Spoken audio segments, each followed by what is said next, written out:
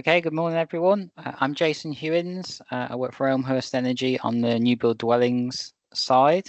I'm just going to take a few minutes of your time to talk through the latest, as we said, in terms of energy efficiency, EPCs, and MEES as well. So I've got sort of three brief areas to tackle today. What's going on with EPC reform? You may be aware or heard the term EPC reform, but just to go into what the government were proposing. For that, looking at MEES, particularly around the recent consultation on PRS. The home energy model, again, you might have heard the term HEM or home energy model and wonder what that is. And I'll leave you with some final thoughts. Okay, so EPC reform, we'll start with that. Earlier this year, or sort of over the winter between last year and into February this year, the government issued a consultation on reforming EPCs. This is a consultation that had been expected for a long time, and there was lots of really complex proposals around how EPCs can be improved for the future. And obviously, as we talk about other policies reliant on EPCs, this is absolutely fundamental to those, and we'll come on to MEES next. So just very quickly, some of the changes that were proposed were looking at the format of the EPC, and that was a big section of the consultation. So the current EPC is solely based on a cost-based metric.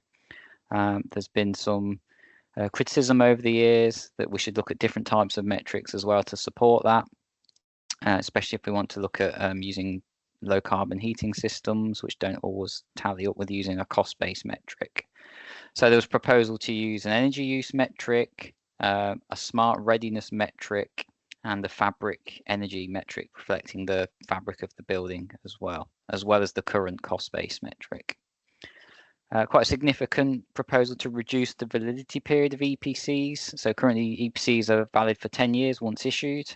They're proposing to reduce that down to 5 years to ensure that EPCs are more up to date and capture the fuel prices more accurately at the time of production. And revised trigger points for EPCs around tenancies and other aspects as well. We are still awaiting the responses from this consultation. Obviously, there's a lot in there, and I know they got a lot of responses. So they're working through those at the moment. We expect those to be issued in the first half of next year. Alongside that, another consultation that came out this year was around MEES in the private rented sector. And again, there were some very important proposals in that consultation, which do link heavily to the EPC reform consultation as well. So the key headlines are: we are proposing that by 2028, all new tenancies would need to be EPC Band C. And by 2030, all tenancies would need to be EPC Band C as well.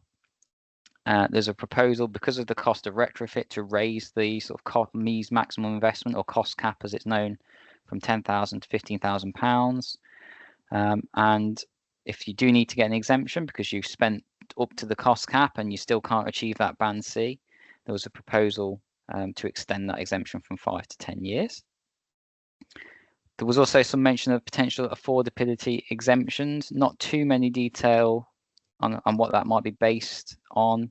There were some suggestions around sort of low rent rate exemptions, or different areas of the countries having different exemptions as well, but they were asking for people's opinions on a few different factors there.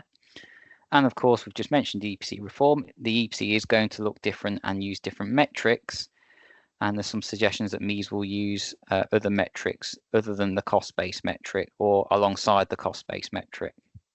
Okay, and that's closed relatively recently, and we are expecting responses again next year for that one. And finally, the home energy model. So HEM, or home energy model, you may have heard this term. It's been discussed a lot recently. This is going to be the replacement of the energy rating methodology we currently know as SAP, or RDSAP for existing homes. It's going to be replaced with the home energy model. And this is a brand new methodology, so it's not a revision to SAP. It's a fundamentally different, brand new set of physics and maths going on to create these EPC ratings.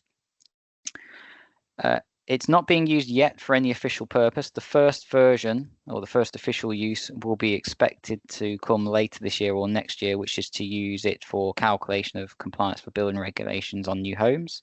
And then quickly following on from that it will be used to calculate EPC ratings both on new and existing homes, of which the government are expecting to release a consultation on later this year.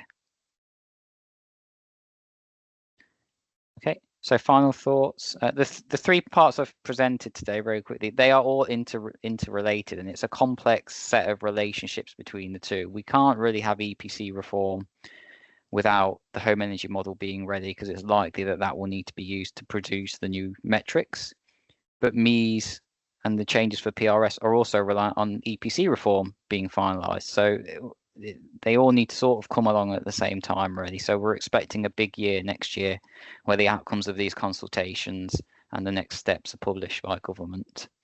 It is going to be pretty significant. It's going to be the biggest change to EPCs pretty much since their introduction. They will look very different, and that will mean lots of different things to different stakeholders. MEES changes are always difficult and complicated, and the government are going to take a lot of time to consider the way forward for that. Home energy model is complicated as well. It's a much more complex model than SAP. And in terms of what energy assessors need to collect from properties, that will change quite significantly as well. And we're expecting more detail on that later this year. Thank you very much.